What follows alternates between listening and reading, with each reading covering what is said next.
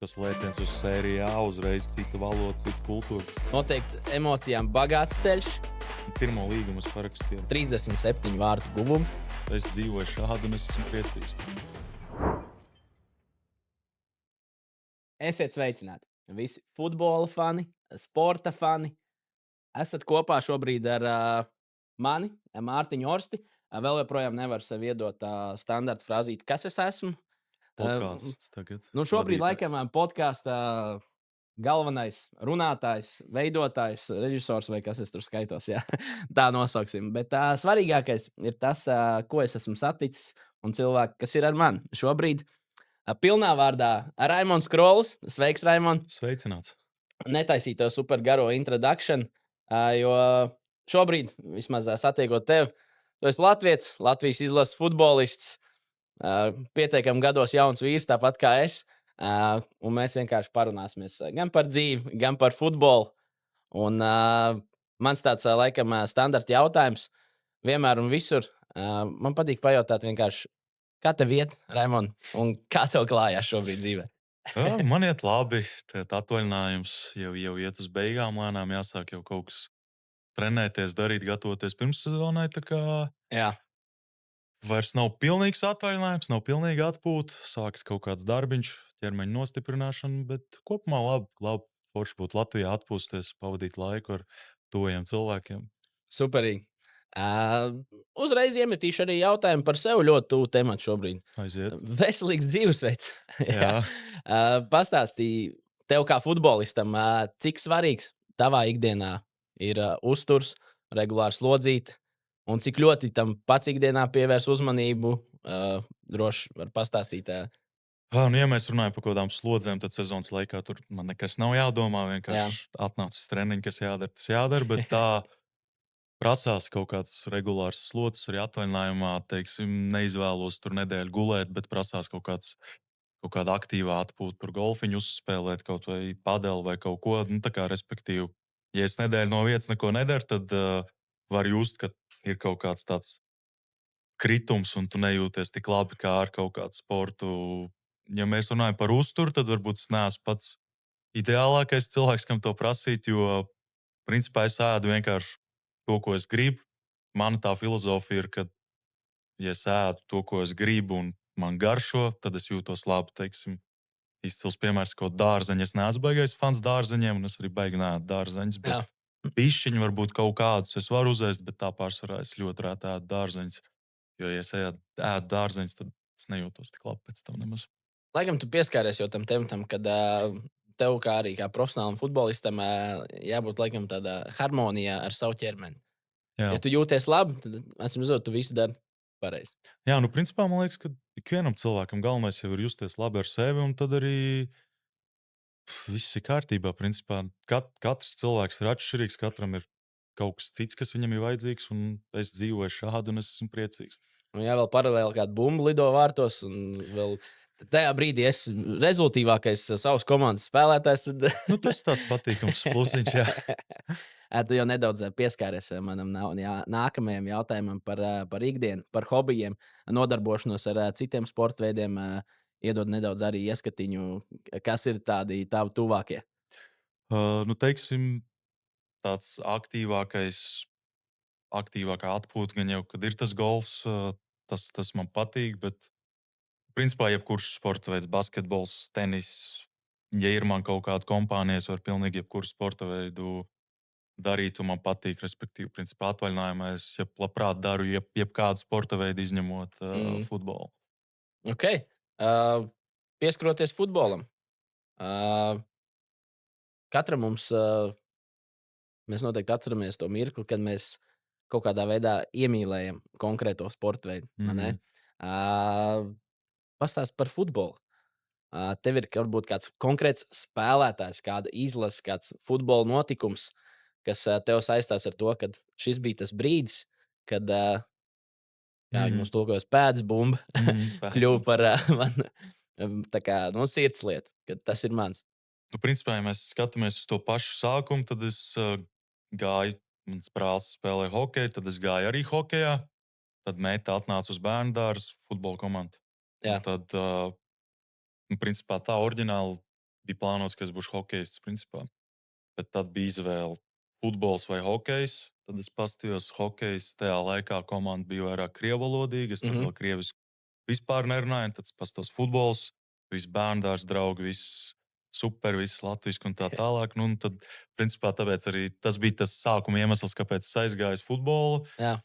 Tad bērnībā, laikam, Ronaldinho man patika, un es vēl mēģināju to viņa frizūru uztaisīt, bet varbūt man ir kaut kur bilde, bet nu, nebija pats simpātiskākais griezums, ko var iedomāties. Nē, nu, skaisti. Tu, manuprāt, tāds arī standarta sporta spēļnieks.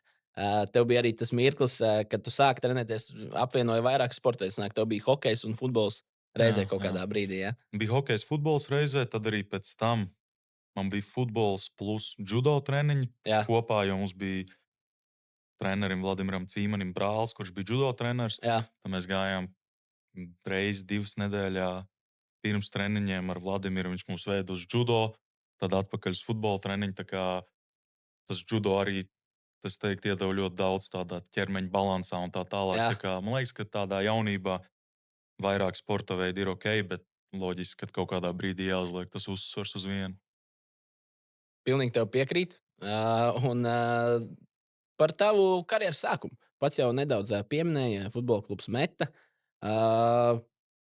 Pastāsti, cik gadi tev laikam šobrīd sanāca, no cik tu sāki trenēties, un cik tev garš bija tas pirmais posms, karjeras posms, kad jau varējām sākt runāt jau par transferu.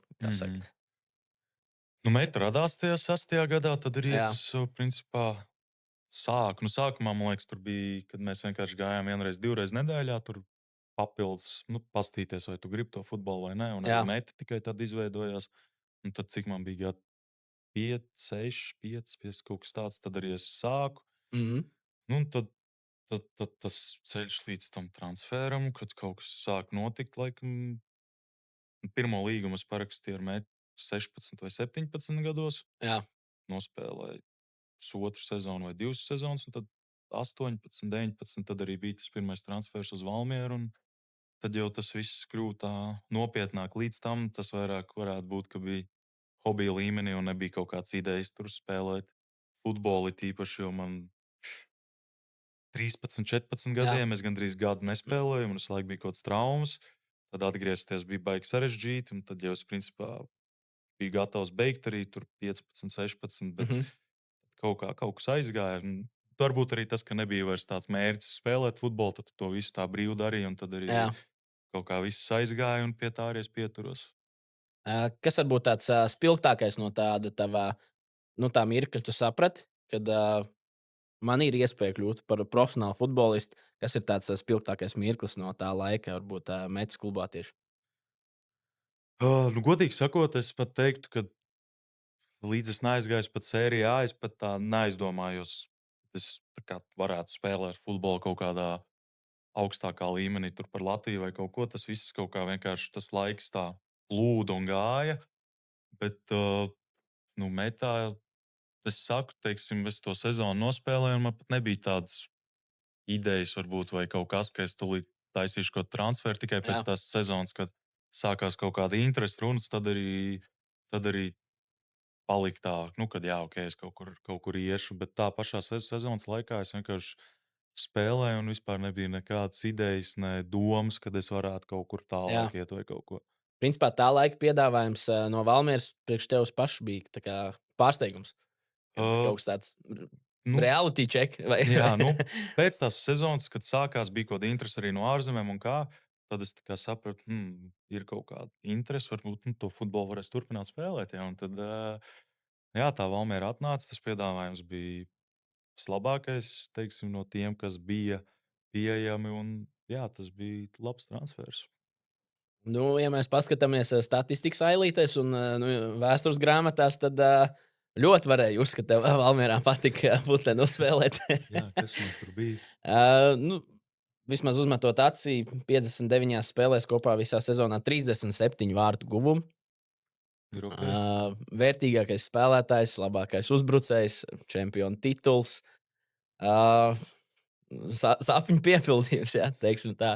Arī, kad es tajā Valmērā spēlēju, bet arī nebija nevienā brīdī kaut kāds tāds uzsvars, kad es tur tagad iešu prom vai kaut ko. Es vienkārši to posmu, tos 2 gadus sanāk, tiešām baudīju. Un tur bija tas projekts, es biju tajā projektā. Tas arī Jā, noteikti palīdzēja, jo mēs skatāmies pirmajā sezonā, ja es būtu ārzemēs, tad potenciāli es jau tagad būtu atpakaļ un nespēlētu, jo bija kaut kāds tāds grūtāks posms, kad es tur ne golfu situ, ne labi spēlēju. jā. Bet mums tajā Valmjerā bija tas projekts ar tiem jauniem spēlētājiem. Un, tāpēc arī es turpināju spēlēt un aizgāju. Tādā ziņā Valmiera bija perfekta vieta, kur attīstīties tālāk pēc metas. Tajā laikā, protams, tev jau sanāk, principā, metas jau laikā. Tu jau siti bumbas vārtos, Mm. nedaudz varbūt atlicam atpakaļ pa vēstures līniju. 2020. gada 6. septembris. Tava debija Latvijas izlases sastāvā. Ko atceries no tās spēles, no tās debijas? Jā, tur tas viss stāsts bija ļoti interesants, jo man izsauca uz U21 izlasi. Mhm. Tā bija man pirmais izsaukums uz U21 izlasi. Tad es principā tur vēl mēģināju saprast, kas ko kā notiek. Un Jā, tad es tur biju laikam 3 dienas. Un tad vakarā es tur kompītī sēdēju, kaut ko ņēmos, darījos. Un Basovs ienāk mūsu numuriņā. Šak, Raimond, jāiet parunāt. Es domāju, nu, kaut ko atkal es jau kaut ko esmu izdarījis, zinu, kaut kas nav. Šak, Raimond, te uz nacionālo izlasi jābrauc. Es teicu, ok. Bet nu, tur tas stāsts bija tāds, ka es U21 principā biju maiņā jā, tajā nākamajā dienā. Tad man izsauca uz nacionālo izlasi, un tad es aizbraucu. Tur bija tāds, varbūt kaut kāds tāds pirmais tāds wow, kad tikko tu esi metā tur ar jauniešiem spēlē, un tad tu aizej uz to nacionālo izlasi, kur es nevienu vēl tā īsti, ar nevienu nebiju ne spēlējis, ne baigi pazinu. Un tad jā, tas bija tāda interesanta pieredze, bet visi tā labi uzņēma. Un tā bija tā pirmā spēle un viena no retajām spēlēm, kad es biju ritīgi sastresojies. Jā. jā. Ja mēs paņemam vispār kopējo, tu esi 24 gadus jauns jaunietis, vēl joprojām. Ja? Un, ja pagriežam laiku atpakaļ, tad tolaik tas, ja tu tagad apskaties uz savu karjeru tagad, tas tolaik bija tāds kaut kādā ziņā pārāk liels lēciens. Tā kā, Uz nacionālo jā, izlasi? mentāli tas bija visgrūtāk tādā ziņā. Es domāju, ka nē, nu, es teiktu, ka tā pieredze atkal bija ļoti laba, ka tu Jā, tīri tā ielec un bija tas stress un viss un tā tālāk. Tad pēc tam jau tas atkal tu skaties citādāk uz kaut kādām lielākām spēlēm vai pārējām. Un vairs nav bijis tik liels tāds stress. Bet nu, tieši tajā spēlē bija ok. Ja es nebūtu tik ļoti, ja es būtu mierīgāks, tad es domāju, tur arī man bija kaut kāds moments, būtu iesits un jā. būtu vēl smukāk viss. Okay. Valmieras sezona. Pēc tam, ja skatāmies laika līnijā, tad nākamais solis sekoja šis lielais transfers. Manuprāt, vēl joprojām lielākais Latvijas tādā futbola vēsturē. Man liekas, ka lielākais bija Bija kaut kādam Verpakovskim 2 atstāsim miljoni. Verpakovskim lielāko. Ja? Divi man bija 1,5 laikam, jā, vēl Jā, viens ar nebija pus pats miljonus. Jā, lielākais. tieši tā. Tieši Jā, tā. jā, tā kā nav lielākais. Bet jā, bija liels transfers. Jā. Un sākās tavs Itālijas ceļš. Noteikti emocijām bagāts ceļš. Jā. Jā, pastāstīt, tava debija bija pret Napoli. Jā. Jā, pret Napoli. Mm -hmm. Mhm. Tava debija. Ko tajā laikā, kas tajā laikā darās galvā? Tu tikko teici, ka Mhm. pēkšņi transfers Valmēra, viena sezona, super sezona. Braucam uz speciālu A sēriju. Jā. Nu, tur tas viss, tas sākums bija galīgi švaks, jo bija kaut kādas personīgās lietas, kāpēc es principā tajā pirmssezonā negatavojos.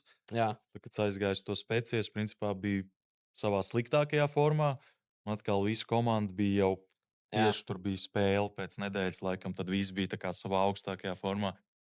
Es tur atnācu, un tad bija baigi sarežģīti to formu uzņemt, it īpaši, kad visi jau ir top formā, tu esi pašā apakšā. Bet pēc tam, kad jau tur iejutos fizisko formu uzņemt, tad bija tā debija. Bet arī es saku, es varbūt tā atskatoties to visu to periodu, varbūt tik ļoti nenovērtēju un neizbaudīju, jo tas par to sērijā debiju, principā es tikai kaut kad pirms kādu gadu, diviem tā Mhm. aizdomājos, ka tas ir tomēr tāds liels kaut kāds sasniegums un tā tālāk. Bet tā debija bija forša, un tur arī es diezgan labi jutos izējot, un arī nospēlēju tīri ok. Tā kā jā, bija forši un tāda laba pieredze. Jā. Laba pieredze. Un pēc tam 2024. gada sezonā sekoja tevis izīrēšana uz Čehiju. Pirmā iepazīšanās ar Čehijas futbolu. Un gribētu teikt, pēc tādām saraustītām, grūtām sezonām. Čehija laikam ir tā tava šobrīd laimes zeme. Nē, tā Nu, varētu tā sazīt. tā varētu teikt. Nu, es teiktu, ka Čehija ir tāda vieta, kas ir līdzīga Latvijai, tur Jā. kultūras ziņā un tā tālāk, cilvēku ziņā. Tad tur, teiksim, ir daudz vieglāk iejusties nekā tādā Itālijā. Teiksim, ja es tagad brauktu uz Itāliju, arī noteikti būtu citādāk, jo es jau to itāļu valodu māku. Ir kaut kāda ārzemju pieredze, bet teiksim, tas lēciens uz sēriju A, uzreiz cita valoda, cita kultūra. Tas varbūt bija baigi sarežģīti tieši tā adaptēties. Bet jā, nu, tur tas pusgads tajā sērijā, es tur neko 4 spēles laikam nospēlēju. Sērija B 9 spēles no maiņas izgāja, un tad es sapratu, ka kaut kas ir jāmaina. Nu, kad gribas kaut kādu to spēles laiku krāt un tā Mhm. tālāk. Bet tur bija tā arī sarežģīti. Ja oriģināli es uz Viškovu visticamāk nebūtu aizgājis, bet Mhm. bija tas janvārs, kad teiksim, bija kaut kāda piedāvājuma bija no Polijas, no Turcijas. Bija tāda teiksim, augstāka līmeņa piedāvājuma nekā tā Viškova, bet tad spēcīgi mani nelaida. Bet tad Jā. bija tāds viens labs atgadījums, kad viens spēlētājs uzbrucējs bija slims un visu nedēļu netrenējās. Viņš Jā. atbrauca tikai uz spēli. Tad viņi izlaida laukumā, un pēc tā es pazvanīju sporta direktoram. Es teicu, ka tā kā, nu, man viss te ir skaidrs, es Mhm. gribu iet īrē. Tad jau transferu lokus principā daudz kur bija aizvēries. Un tad Viškova principā bija tas labākais variants, kas arī varēja finansiāli pavilkt to algu, kas man bija. Mhm. Jo tā arī bija problēma, ka tā alga bija liela. Mans spēles laiks, ko es esmu sadarījis, bija diezgan krimināls. Un tad, jā, tā Viškova bija. Viškovai bija īpašnieki Leganēs. Man liekas, viņa tēta La Liga 2 Spānijā ir. Un tad tā ideja sākotnēji bija, kad es eju uz to Viškovu, un tad, ja viss ir kārtībā, es eju uz to Leganēs. Mhm. Bet tur spēcīgi nepiekrita, un tad es vienkārši aizgāju īrē uz Viškovu. Tur nebija varbūt no sabiedrības tas labākais skatījums, Jā. un jau ka viss ir Jā. beidzies, bet manā galvā Mhm. bija svarīgi spēlēt, un bija labi. Viškovu es atceros tikai ar labām atmiņām. Un arī aizbraukšanu uz Viškovu es braucu ar suncīti. Mēs no Itālijas braucām, sanāk kaut kāds tautas stundas, neatceros Jā. cik. Tad man treneris zvana, viņš saka, vai es negribētu aizbraukt, paskatīties tur pirmo spēli viņiem. Nu, tā kā draudzības spēles, teica, ka jā, var, bet es tā kā ar sunu. Un es tikko esmu spēlējis sēriju B, tur 10,000, 15,000 liela stadiona un tā tālāk. Tad es aizbraucu tur Slovākijas pierobežā. Viņiem bija tādā kaut kādā skolas, tādā stadioniņā, Jā. draudzības spēle un tāds kartupeļu lauks un viss. Un tad tā saprotu, ok, jā, un tad vēl tur to suncīti, te mierīgi stadionā sēdi. Tā bija tāds labs kontrastiņš, bet nevienā brīdī nebija kaut kāds negatīvs sajūts par to visu. Jā. Un pēc tam sekoja trestiņas laiks. Jā, jā. Droši iedod savu emociju. Jā, tikko jau Jā. bija uz tās tāks jau Nu, tur bija pēc tās Viškovas sezonas, bija vasara, bija jau kaut ar Liberecu bija kaut kāds pirmais kontakts, jau, jo treneris jau mani pazina, un no Viškovas aizgāja viens spēlētājs uz to Liberecu, un tad bija kaut kā tā interese, bet tur finansiāli vienkārši tajā laikā tas nebija iespējams, un es jau principā gan Specija un viss tā Triestina bija gatava tur visu algu maksāt, un tur arī bija kaut kāds tas mērķis viņam tikt sērija B un izpirkums, un tad, teiksim, tā Triestina bija tā reālākā, ja vienīgā opcija, kur Specija gribēja, lai es eju, un finansiāli un viss tur varēja sakrist. Un tad, jā, kā mēs redzam, nebija tas labākais 14 spēles, 0 golu. Tāds tas periods bija tur. Jā. Ja mēs paņemam visu šo te, nu, šis viss laiks, kuram mēs tikko gājām cauri, tas ir tāds zem specijas, viss tā pārējais uz turieni. Mhm. Un, nu, kas ir tā lielākā mācība, ko tu paņem no tā laika? Kad nu, ir karjeras augstākais punkts, karjeras varbūt zemākais Mhm. punkts, viss tādā nu, salīdzinoši īsā laika posmā. Mhm. Jā, Uh, Es teiktu, ka tā visa pieredze nevienā brīdī bija viss ļoti traģiski, pat tuvu, kad varbūt varēja beigt, bet mhm, teiksim, tāda negatīva pieredze nav negatīva. Jo tu no jā, viņas vari paņemt daudz ko labu, un teiksim, no tās pieredzes tagad Čehijā tā negatīvā pieredze man ļoti palīdz kaut kādās daudz dažādās situācijās. Mierīgāk skatos, pareizāk daru kaut kādas lietas. Un, jā, tā kā tas posms varbūt bija ļoti sarežģīts, bet viņš bija vērtīgs. Un tajā pašā laikā, uh, nu es, ja man būtu atkal izvēle, es visticamāk arī iet uz to speciju un to visu pieredzētu. Un mhm, galvenais, laikam, ir saglabāt kaut kādu tādu mieru un ticību, jo varbūt Latvijas sabiedrībai mums tās pārējas uz tiem augstākiem līmeņiem ir maz un liekas, kad ir tas kritums, kad ak, Dievs, atkal mhm, viss slikti un tā tālāk. Bet, ja mēs paskatāmies tā objektīvi uz tādu lielāku mērogu par futbolistiem, tad ir ļoti rēti tie gadījumi, tur, ja māls un visi šie mhm. superstarri, kas šitā arī aiziet. Nu, lielākā daļa tās karjeras iet arī šitā, un nevienam ļoti rēti ir, ka tev iet viss stabili. Tā kā Jā. to es arī apzinājos, un tāpēc arī skatījos mierīgi, teiksim, uz to pārēju uz Čehijas otro līgu un tā tālāk. Šobrīd esi atgriezies Čehijā. Kopš 2025. gada pārstāv Slovenu Liberec komandu. Šajā sezonā aizvadītajā labākais vārdu guvējs komandā. Pastāst, kas bija tas galvenais, kas tev palīdzēja iejusties tik labi šajā te komandā, šajā līgā un darīt to, kas tev sanāk vislabāk. Nu, tāpat Itālijas pieredze, pieraksts tajā sērijā noteikti palīdzēja, un arī tas, ka treneris man gribēja, jo viņš jau tajā vasarā interesējās, un ziemā atkal, teiksim, es viņam patiku kā spēlētājs, un jā, teiksim, kad es aizgāju uz to liberēts, teiksim, nu, mēs paskatāmies uz to manu statistiku. Triestina 0 golu 14 spēles, Viškovā Čehijas otrā līga specija, teiksim, tie, cik tur 2,5 gadi, teiksim, nav nekāda statistika, bet aizgāju uz to liberēts un varēja just, ka trenerim uzreiz ir tā uzticība, ticība, un Jā, viņš bija pārliecināts par kaut kādām manām kvalitātēm. Un vēl es atceros pirmajā nedēļā, ka viņš man kāds divas reizes pienāks, nu kā komanda ir laba, tā kā atbilst, tev patīk viss. Es te ierodos, man viss apmierina, tā kā komanda ir laba un tā tālāk. Tā kā, jā, un es teiktu, ka treneris noteikti spēlēja kaut kādu lielu lomu un arī vadīja. Viss bija uzreiz pieņēma un viss bija baigi forši. pieskaits tikko principā jau pieskāries pirms tam traumu jautājums, treneru jautājums. Pieskarsimies abām šīm te lietām. Sāksim varbūt ar traumām.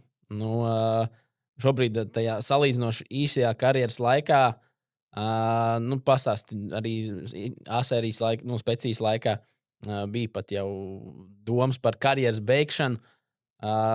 Kā tavuprāt, esi ticis galā ar šo visu traumas 24 gados? Izstāst, varbūt, kāds ir bijis tāds lielākais, kas tev ir šobrīd Mm. gaitā? Nu, es tā varbūt detalizēti man nepatīk Jā, nekad publiski okay. stāstīt par kaut kādām savām traumām, bet, teiksim, no vienas puses man ir ļoti paveicies. Man nav bijušas kaut kādas super ilgtermiņa Mhm. traumas, bet kaut kāds visu laiku kaut kāds mikrotraumas ir. Un arī Itālijā es aizgāju, principā, pirmajā, otrajā nedēļā es satraumējos, izlaidu kādas 2 nedēļas. Tajā pašā Viškovā es kaut kādas 2 spēles izlaidu. Triestinā man bija trauma. Liberec arī man kaut kādas traumas ir bijušas, bet nu, tās ir tādas mikrotraumas, un tāpēc viņas neatstāja kaut kādu varbūt baigo nospiedumu, kā ja būtu Mhm. kaut kāda ilgtermiņa trauma. Bet, protams, ka tas ir, nu, tā ir sporta sastāvdaļa. Vienkārši tās traumas ir neizbēgamas pie tām slodzēm. Un Liberecā, teiksim, ir forši, ka fizioterapeiti, fiziskās sadarbības treneris visu pielāgo arī, ja Mhm. tev ir kaut kādas traumas, pielāgo kaut kādas slodzes. Un, jā, tāpēc tās traumas varbūt nav bijušas nevienā brīdī baigi tādas trakas vai kaut kas, Jā, kas traucētu. okay.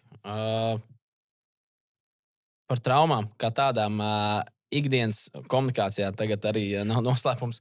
Tikko izlases galvenā treneris Paulo Nikolato izteikumu par to, ka nav, ir visu laiku traumas, par to, ka nav īsti iemesli, kāpēc varbūt neaizbraucis. Iedod varbūt komentāru šobrīd par to pēdējo, kad tā ikdienas komunikācija varbūt attiecībā ar izlasi, Mhm. cik ļoti. Un tu tikko teici, ka nepatīk izdalīties varbūt ar to traumu faktoru tieši. Mhm. Bet kāda ir tā ikdienas komunikācija no Ar tavas izlasi? puses, ar izlases pusi? Jā, jo šobrīd izstāsta, ka tā ir tāda komunikācijas vaina, kad sākās šādi izteikumi, es gribētu teikt, Jā. nevajadzīgi izteikumi. Mhm. Tad iedod droši savu ieskatu par tādu citu. Par tieši šo pēdējo izteikumu es esmu tādā kaut kādā neizpratnē, teiksim, bet ja tur arī bija minēts, ka, teiksim, kad es esmu ticis saukts 4 reizes pēc kārtas, bet Mhm. ne septembrī, ne oktobrī, ne novembrī es netiku saukts. Un tagad, kas bija Marta nometnē, man bija ikra trauma, Jā, deguns lausts, tad es īsti nevarēju.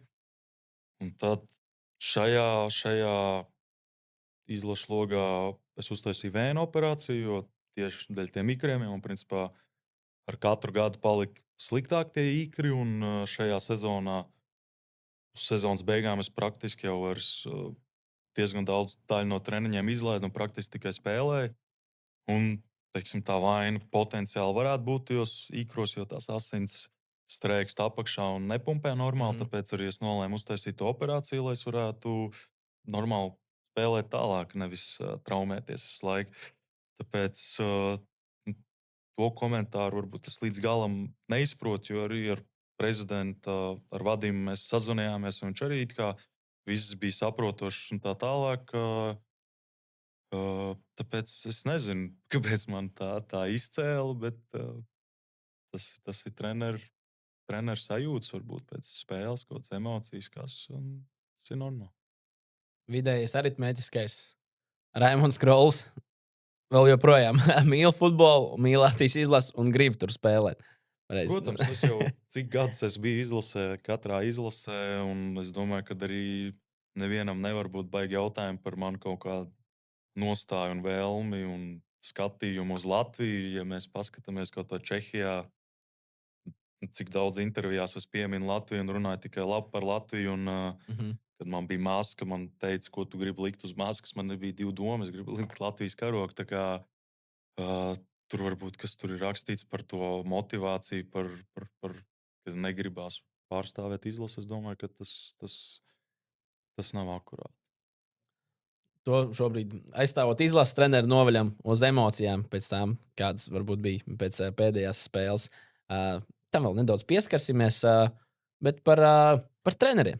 Tavā karjerā, kas ir tāds varbūt nozīmīgākais mirklis, kad kur treneru tu gribētu izcelt? Kurš tev ir, sāksim varbūt ar to, jā, kurš tev ir, tavuprāt, sniedzis tavas karjeras izaugsmē visvairāk? Te būtu jāsarindo pa kaut kādiem posmiem, bet noteikti tāds pamats un tādu kaut kādu mentalitāti, tādu neklasisko latviešu ielika visticamāk Vladimirs Cīmans. Ar viņu mums jaunībā bija tāds. Bija labi brīži, tādi sarežģīti brīži, Mhm. bet viņš, teiksim, tā ļoti daudz iedeva gan no futbola zināšanām, gan kādām dzīves zināšanām. Un, jā, tas būtu laikam tas treneris, ko es sākotnēji visvairāk izceltu. Un tad, ja mēs skatāmies tālāk, ir bijuši daudz treneru, no katra trenera ir daudz kas paņemts. Un varbūt neesmu tas vieglākais spēlētājs priekš treneriem, un salīdzinoši bieži sanāk kaut kādas problēmas ar treneriem, bet ir prieks, ka strādāt ar treneriem, ar kuriem var būt kaut kādas diskusijas, kaut kas, bet beigās viss ir kārtībā. Jā, ja paņemam tagad tīri no tāda mentalitātes viedokļa, kas ir tādas būtiskākās atšķirības, ko tu savā karjerā esi sajūtis, teiksim, ja mēs paņemam latviešu treneri un ārzemju speciālists. Teiksim, tagad visgarākais laikam tas laiks ir bijis tieši Itālijā. Ja tīri no tāda mentalitātes viedokļa paņemam, ar kas ir tās galvenās atšķirības, ar ko Mhm. treneris atšķirās. Un, teiksim, jā. Tā, nu, katram trenerim un ir kaut kāda sava tā pieeja un kā viņš redz futbolu, kā viņš Mhm. grib spēlēt. Tāpēc tā no mentalitātes, ja mēs skatāmies, nu, tad arī tu nevari ielikt kaut kādās kategorijās latviešu treneru, itāļu treneru, čehu treneru. Tas ir Mhm. ļoti atšķirīgs no cilvēka. Teiksim, Jurijs Kalns nav tāds klasiskais Latvijas treneris. Viņš arī ir ar daudz emocijām un tāds labs motivators, kas Mhm. cits Latvijas treneris nav. Tāpēc tas ir baigi atšķirīgs vienkārši individuāli no treneru. Bet nu, kaut kādā Itālijā, Čehijā vienkārši tur ir lielāks treneru tas štābs. Tad, respektīvi, tev ir katram trenerim ir kaut kādas savas tās lietas, kas viņam, par ko viņš atbild. Un kas Latvijā varbūt nav tik daudz tie treneri, tāpēc Mhm. tu nevari to informācijas apjomu tā sniegt spēlētājiem vai izdarīt tik daudz kā Itālijā, Čehijā, kur tiešām tie treneri un stāvs ir 20 cilvēki, nu, ieskaitot tur fizio un visus. Jā, nu tas vismaz es no savas puses to tādā arī tieši no tās emocionālās puses, nu, kad bija arī tev tur sāpīgs gadījums, sāpīgs emocionāli droši vien sarežģīts gadījums, kad tur treneris ņem aiz krekla, tur purina un kas vēl ne. Bet jā, nu, tas vidējais aritmētiskais varbūt tā pieeja pret tevi kā spēlētāju. Nu, tā kā esot Itālijā, kāda ir tā ikdiena, ko mums jau teica, vesels treneru štābs, ir tā kā, cik viegli ir piekļūt un tā kā, būt tādā, nu, tā kā uz vienu viļņu ar treneru. Viņam tomēr jāstrādā tad ar visu komandu. Cik Jā. ļoti viņi iesaistās no tādas mentālās puses, vai to tev pašam jātiek galā, esot tādā, nu, Tajā tādā līmenī. par mentālo tur baigi neviens nerunā. Treneris tur baigi Jā, neiet, bet ir ļoti atšķirīgs, kā treneri. Nu, man liekas, mūsdienās ir tas termiņš, termins ir coach un ir menedžers jā. futbolā. Menedžers varbūt ir vairāk tas, kurš tā no attāluma skatās, un tie asistenti vairāk dara, un Mhm. coach ir kas pats iesaistās. Teiksim, tajā Itālijā varbūt vairāk tie treneri bija vairāk kā menedžeri, izņemot kaut kādas taktikas treniņus. Un tad tajā Čehijā, piemēram, treneris ir tāds mūsu coach un iesaistās visos tajos Mhm. notikumos. Bet tā nu viss arī ir atkarīgs no kāda loma tev ir komandā. Ja tu esi svarīgs spēlētājs, loģiski tev pievērš vairāk uzmanības nekā, ja tu esi tālāks maiņas spēlētājs. Bet tā, teiksim, par tādu atgadījumu ar to Triestīnas treneru, nu, tur bija varbūt kaut kāda politika arī ņēma kaut kādu roku, jo mums bija situācija, kad mēs gājām uz treniņu. Tas bija tieši nedēļa, divas pirms tās spēles, un viņam tā izpratne par geogrāfiju un kāda ir tā mūsu nostāja pret Krieviju, varbūt nebija skaidra, jo viņš iepriekš bija Krievijā spēlējis. Viņš man tā vienu dienu iet un stāsta, tur Maskavā tur tik forši bija un tā viss tā valsts forša. Es tā kā viņam saku, kā, nu, es esmu pret Krieviju, mēs kā latvieši esam pret to visu. Un tad mums tā saruna tā pārtrauka. Bet es nezinu, vai tas kaut ko ietekmēja. Bet, jā, nu tā ir varbūt tā man tā problēma ar kādiem treneriem salīdzinoši bieži, kad es necenšos līst tur kaut kur. Un, ja man kaut kas neapmierina vai es nesaprotu, tad es to saku. Un tas varbūt maksā kaut kādas iespējas, bet es ar to varu samierināties. Un labāk es palieku ar savām vērtībām un morāli, nekā tur kaut ko izdomāju. Kā saka, nelielā mācība, tad politiskos jautājumus ar galvenajiem treneriem necilājam. Jā, tas noteikti palīdzēs. Okay. Pieskaramies tad ikdienas lieta, kas arī nu, jebkuram profesionālam futbolistam gribētu teikt diezgan liela sastāvdaļa. Tāda, nu, nezinu, kā mēs nosauksim, mēdīņu pratība, sarunas ar mēdījiem. Kā tādā Itālijā. Tur nu, futbols tik daudz, nu, dažāda tā fanu bāze arī, nu, protams, atšķirās katram no klubiem. Kā ir tādā, teiksim, tā pati specija, tā iesaist no mēdījiem? Nu, cik liels ir tas hype un cik arī tuvu varbūt komandas iekšienē tiek pielaisti tādi personāļi un kāda ir tā komunikācija ikdienā? Es pat teiktu, mums Čehijā ir daudz lielāka tāda mārketings un mēdīņu Mhm. iesaiste nekā tajā Itālijā. Nu, Itālijā varbūt arī es to tā neievēroju, jo es vēl tad nerunāju itāliski, un arī nu, teiksim, tur bija nespēlēja tur galveno lomu, tāpēc man tur tās intervijas nekas baigi nebija. Tāpēc tur es laikam tā nevaru nokomentēt, bet tieši par Čehiju tur mums ir jauns īpašnieks ar kaut kādu tādu modernu pieeju par mārketingu.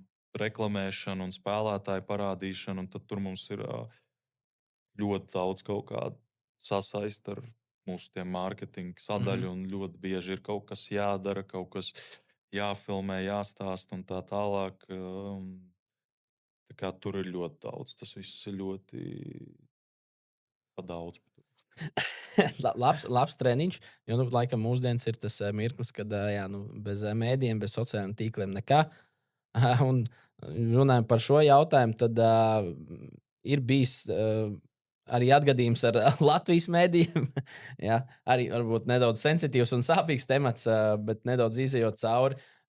Pastāst varbūt toreiz par šo te situāciju ar Novicku kungu. Jā. Un, kā, arī, manuprāt, komunikācijas vaina iedod varbūt savu insightu par to, kā tas strādāja, vismaz no tavas skatu punkta. Tur nav nekas sensitīvs vai kaut kas, bet, teiksim, man nav vispār problēma, ja, nu, kā tur rakstīts, ka tur vieglais uzbrucējs vai kur viņš izsaka savu viedokli par mani.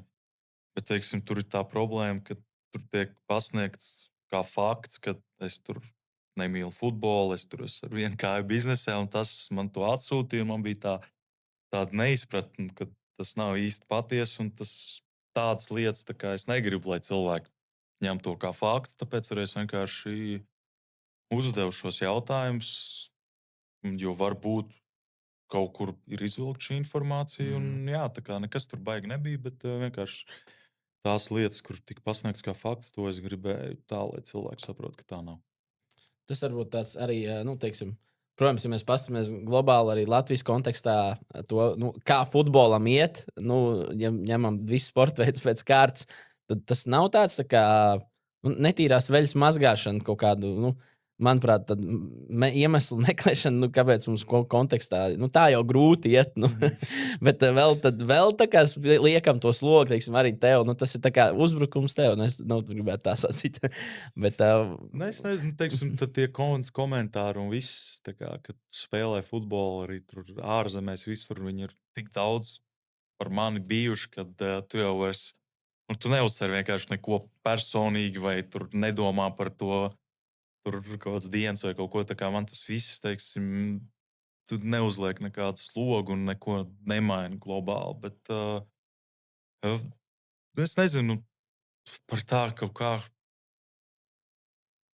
Nu, teiksim, teiksim, ja mēs skatāmies tā kaut kā ļoti padziļināti, nu, ir tas futbols mums kāds viņš ir. Nu, var jau tā teikt, un taisīt tādu to narratīvu par futbolu, bet es nezinu, vai tas ir tas, kas nepieciešams. Varbūt. katrā ziņā noteikti nu, līdzjutēji sirds kaut kur savā veidā droši vien visvairāk silda uzvaras un panākumu, bet pastāsti pats varbūt par to ceļu Latvijas izlasēs, arī jau no jau jauniešu laikiem, jauniešu izlases tiem momentiem.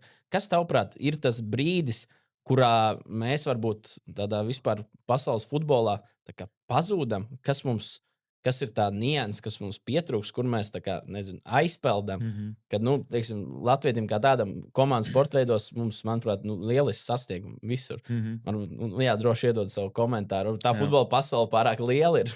Pārāk sarežģīta spēle. Vai, nu, tā Jā. kā, Nē, nu, ja mēs nu, atkal, ja mēs skatāmies tā, nu, tas iemetīšu par šito, mēs varam, vai mēs esam tur, kur mums jābūt. Es teiktu, ka nē, ka mēs varam augstāk, bet, teiksim, mums ir, nu, kad salīdzina ar hokeju vai basketbolu, tas nav objektīvi. Vienkārši jau futbolu spēlē visa pasaule, un tas spēlētāju skaits ir vienkārši milzīgs. Un, teiksim, uh, vajag uzlabot, var uzlabot, bet viņa objektīvāk jāskatās, ja mēs skatāmies uz hokeju vai cik tur izlases ir reāli konkurētspējīgas.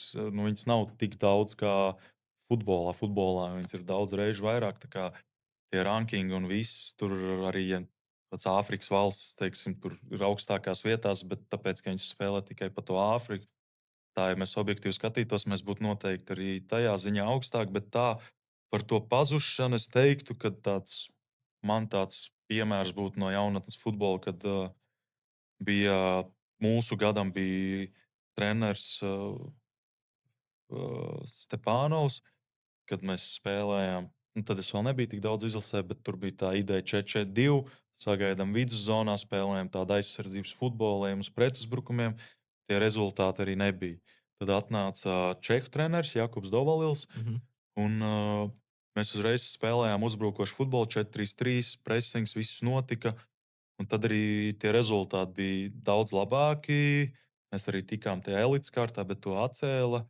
Bet mēs gājām pret jebkuru komandu spēlēt uzbrukošu, attraktīvu futbolu, kas bija mums interesants. Arī skatītājiem noteikti bija interesants. Un tāds piemērs mēs zaudējām Nīderlandē. Es neatceros, 7-2 varbūt. Un it kā izklausās, ak, Dievs, bet teiksim, no tās spēles mēs ļoti daudz ko varējām paņemt, jo tur reāli salīdzina savu līmeni ar to Nīderlandi. Un kādas ir tās atšķirības? Mēs pret viņiem centāmies spēlēt kā pret līdzvērtīgu pretinieku, zaudējām 7-2, bet no tās spēles daudz ko ieguvām. Nekā, ja mēs nosēstos aizsardzībā, skraidītu bez bumbas, ok, zaudēt 0-1, 0-2, bet neko neiegūst. Tā mentalitāte, ko Jakubs iedeva un to brīvību, ko viņš iedeva, bija fantastiska.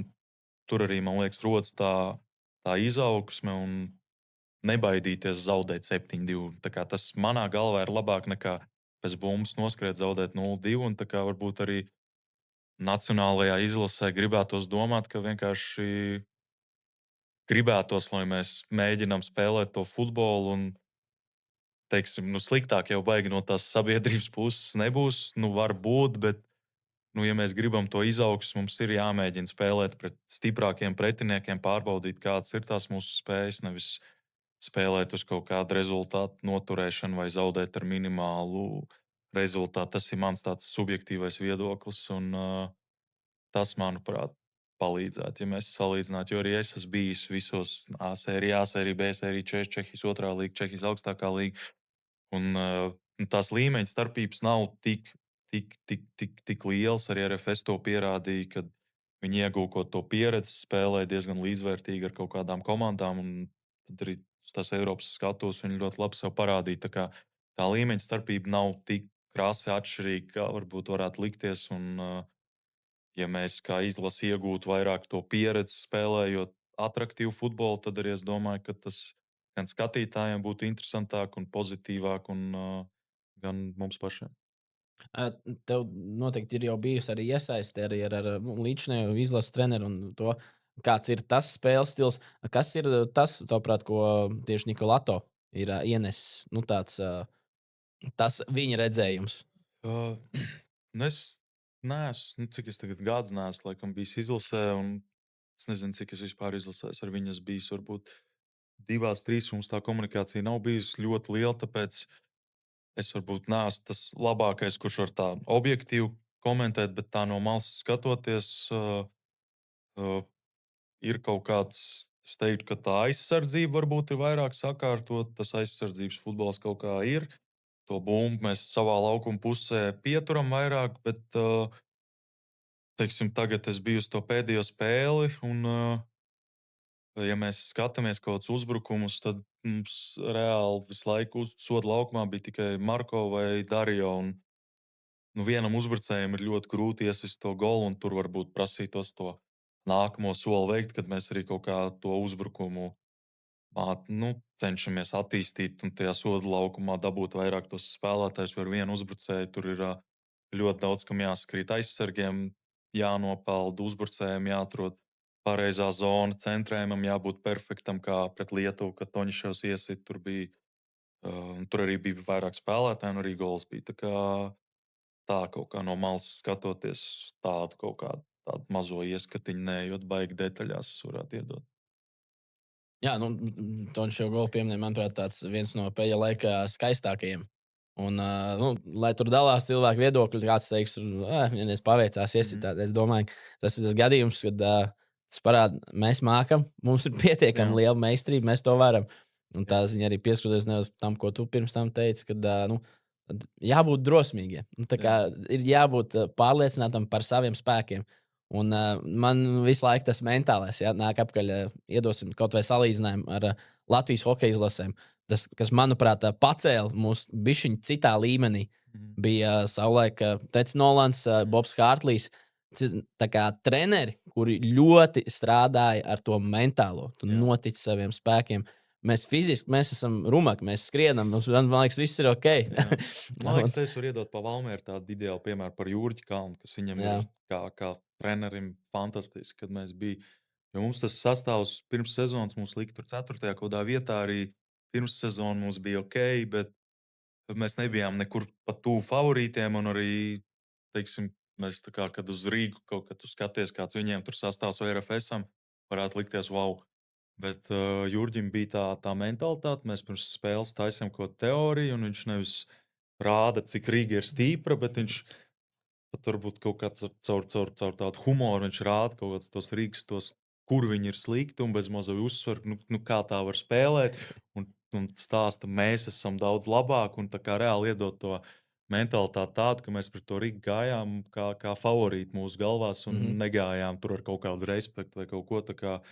Tas mentālais noteikti ir ļoti svarīgs arī Itālijā, kad sērija B, teiksim, kad mums sākās sezona, mēs pret Venēciju nospēlējām labu spēli, kontrolējām bumbu. Jā. Tad bija kaut kāds kritiens, sākām zaudēt. Mentālais bija galīgi slikts, un tad arī vienkārši tā viss. Mēs arī gandrīz izkritām tajā gadā. Tā kā tas noteikti, ka tās kvalitātes arī latviešu futbolistiem mums visiem ir, bet vienkārši ir jāsakārto tas mentālais, tā ticība un tad tā kaut kāda viļņa, visa, ka tu esi, tad arī tu brīvi spēlē un mēs varam spēlēt. Pie reizes par pārliecību runājām, uzlikām uz ekrāniņa, kā tev savulaik. Valmieras komanda absolūti arī nebija problēmas ar pārliecību, ar meistarību. Tur no 1,18 m pa vārdu devītnieku liekam. Nu, mēs mākam, tu māki. Mums noteikti daudz māk spēlēt to bumbu. Un, jā, tā kā noteikti novēlam Latvijas futbolam to, kad mums izdosies. Es domāju, ka mēs kāpsim kaut kad no tās bedres ārā un turpinām ticēt un skatīties. Paturpinam nedaudz par taviem individuāliem plāniem, par tuvāko nākotni. Nedaudz var iedot ieskatu, kādas ir tev līguma saistības tagad ar Liberec un tuvākie plāni nākotnē.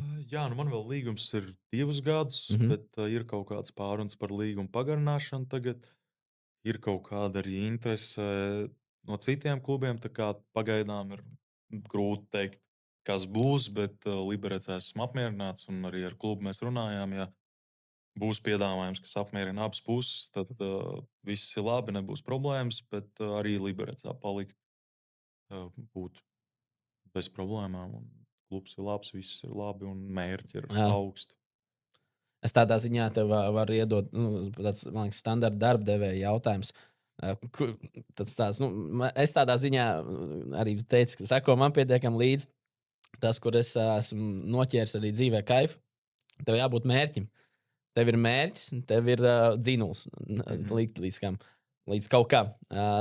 Pasapņosim nedaudz uz priekšu, iedot tādu savu redzējumu, kur tu sevi redzi pēc tādiem 5 gadiem. Kas ir tas tavs mērķis, ko tu vēlies sasniegt? Tur var arī droši par individuālu mērķi, var par izlases kontekstā kaut kādu sasniegumu. Droši arī man te laikam atkal būs tāda nestandarta atbilde, jo teiksim, ka es skatos uz to savu karjeru dzīvi, un kad tu iedomājies uzlikt kaut kādu mērķi, ko tu gribi vai kaut ko, un nekad nav viss noticis tā kaut kā. Tāpēc es varbūt neesmu cilvēks, kas baigi uzliek kaut kāds mērķis. Es vairāk skatos uz to, ka, teiksim, es esmu tagad kaut kādā futbolā, es esmu tajā procesā, un es tajā procesā ielieku to darbu, cik es vēlos, un tad jau tā atdeve atnāks atpakaļ, un tad arī tie mērķi un viss kaut kāda piepildīsies. Loģiski, ka tur es varu teikt, tur sīs daudz gols ar komandu, tur daudz ko sasniegt. Loģiski, tie ir kaut kādi mērķi, bet tā es neuzlieku kaut kādus mērķus, kad kaut kas obligāti ir jāsasniedz. Es vienkārši darbojos procesā, ielieku to darbu un tad vienkārši brīvi vados, kur tā dzīve ved. Man novēl tev tikai un vienīgi sasniegt to, ko tu esi izplānojis.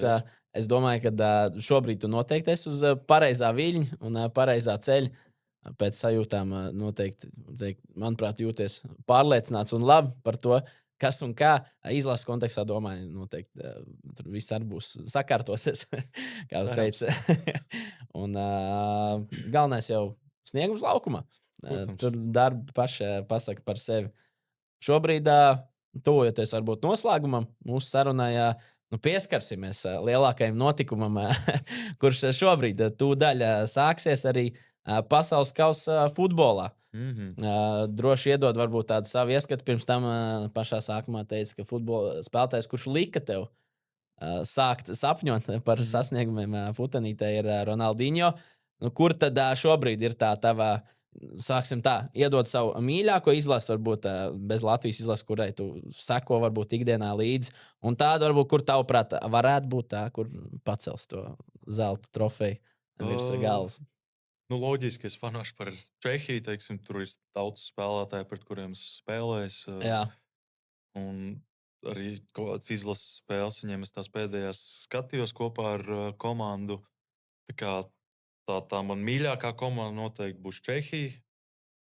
Cerams, ka viņi varēs pārsteigt, bet tā, ja es kaut kādu likmi liktu, tad es laikam par Spāniju fanošu kā favorīti, kas varētu uzvarēt. Un noteikti arī Bosnijai pasakošu līdzi, jo tur ir no Libereces mums viens spēlētājs ir aizdevies ar pirmais laikam mūsu klubu vēsturē, kas ir aizdevies uz pasaules kausu no Libereces.